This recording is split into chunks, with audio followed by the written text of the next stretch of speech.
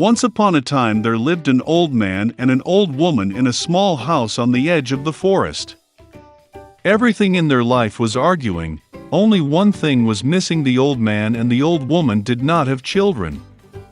Once the old man asked to bake a gingerbread in the shape of a little man.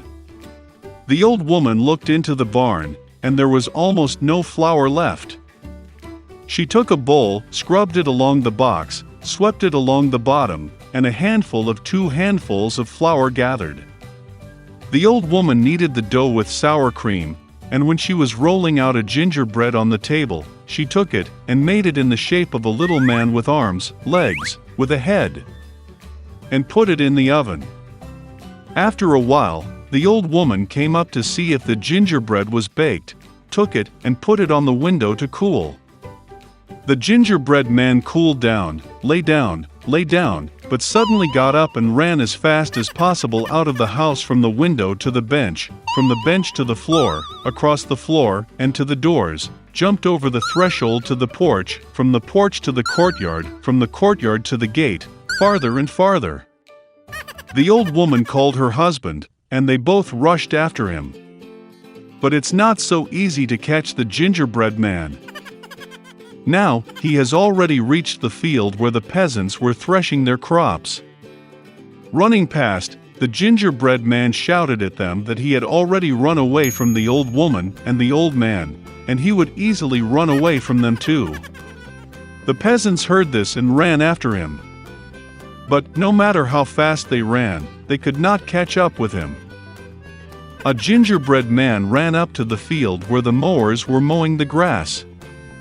Running past, he shouted to them that he had already run away from the old woman, and from the old man, and from the peasants, and he would easily run away from them too. The mows could not stand such ridicule. Everyone rushed after the gingerbread man. They run as fast as they can, but they cannot catch up. And towards the little man the cow is walking, he shouted to her that he had already run away from the old woman, and from the old man, and from the peasants, and from the mowers, and he would easily run away from her too.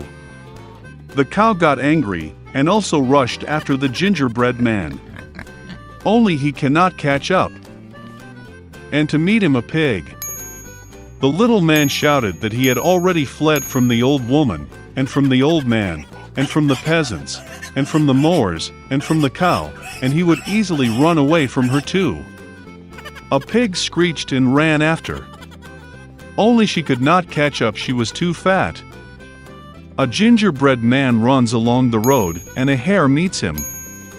The little man said that he had already run away from the old woman, and from the old man, and from the peasants, and from the mowers, and from the cow, and from the pig, and he would easily run away from him too. The hare heard this and ran after him. Nor can he catch up with the little man, only the hare saw him. A gingerbread man runs, and a wolf meets him. "I will eat you," says. And the little man answered him that he had already fled from the old woman, and from the old man, and from the peasants, and from the mowers, and from the cow, and from the pig, and from the hare, and he would easily run away from him too. The wolf growled and rushed at the gingerbread man, and he dodged and ran as fast as he could. Only the wolf saw him. A gingerbread man is running, and a huge bear is meeting him. His little man was not afraid, but shouted that he had already fled from the old woman, and from the old man, and from the peasants, and from the mowers, and from the cow, and from the pig, and from the hare, and from the wolf, and he would easily run away from him too. A ferocious bear stamped his foot and ran after him. But the bear was too slow to catch up with the fast gingerbread man. A gingerbread man runs, and a fox meets him. The fox was very cunning, but the little man did not know this. Therefore, out of habit, he began to shout that he had already fled from the old woman, and from the old man, and from the peasants, and from the mowers, and from the cow, and from the pig, and from the hare, and from the wolf, and from the bear, which means he will easily run away from her too. The fox listened to the end, and said that she was very old, did not hear anything. She came closer to the little man and asked him to repeat it. Obeyed her silly gingerbread man, and began to brag again. The fox listened to the end, and said that she still did not hear anything. She came even closer to the little man and asked him to repeat it again. The gingerbread man agreed, and then only he started anew when the fox pounced on him, and ate it. And the gingerbread man no longer bragged about. In a kingdom full of happiness and joy, the king and queen lived. They dreamed of only one thing, to have a child. When they had already lost all hope, their daughter was born. She was very sweet and beautiful. On this occasion, a great celebration was arranged, and many guests were invited to the palace, among whom were good sorceresses. They were given the warmest, most cordial welcome. But the king and queen made a big mistake. They forgot to invite another sorceress. She had not left her tower for many years, and everyone thought that she had died long ago. When the time came to give gifts to the princess, the fairies generously rewarded her with beauty, a kind heart, intelligence, a beautiful voice, the ability to dance and play various musical instruments. When the turn came to the last sorceress, an evil fairy, whom they forgot to invite to the holiday, unexpectedly entered the hall. Cutlery was immediately brought for her, but she felt that she was not received as respectfully as she should have. Pulling the goblet and plate away from her, she muttered a spell. The sorceress wished that on the day of her 16th birthday, the princess pricked her hand with a spindle, and from this she died. The queen wept bitterly at the wish of the evil sorceress, and the king ordered to seize the witch. But she had already disappeared with an ominous laugh. Fortunately, the last of the fairies has not yet had time to say her wish to the princess. She could not undo the spell, but promised that the girl would not die, but would only fall asleep deeply until she was awakened by the kiss of love. The king immediately ordered the destruction of all spindles in the kingdom. And then came the day of the princess's 16th birthday, the day that the evil fairy spoke about. The princess grew up to be a beautiful and kind girl. The king ordered 3 sorceresses to watch over her. Fairies guarded her like the apple of an eye. On this day, the king and queen locked the girl in a room to prevent a terrible event. But the princess did not want to be locked up. Suddenly, a door appeared in the wall of her room, which the girl had never seen. She heard strange sounds outside the door.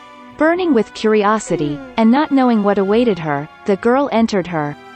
The door led into a dark room in which a woman was sitting with her back to the princess. She was spinning. The girl had never seen a spindle in her life. She became curious. The princess went to the spindle, touched it, pricked her finger and fell into a deep sleep. And that woman turned out to be an evil fairy who was very happy that her spell had come true. Now everyone called the princess Sleeping Beauty. Upon learning of the misfortune, the kind sorceress decided to put the king and queen and the whole kingdom to sleep until the girl awakens. Soon, such impenetrable thickets of trees and thorny bushes grew around the castle that no one could get through such a thicket. 100 years later, a handsome prince from another kingdom went hunting. Seeing from afar the towers of the abandoned castle, he remembered the old story about the Sleeping Beauty that his parents had told him. And the prince decided to get inside. He struggled to make his way through the impenetrable thickets of trees and thorny bushes. But in the end, the prince approached the gates of the abandoned castle. He walked around the entire castle, and looked into the throne room. There the prince saw the king and queen sleeping.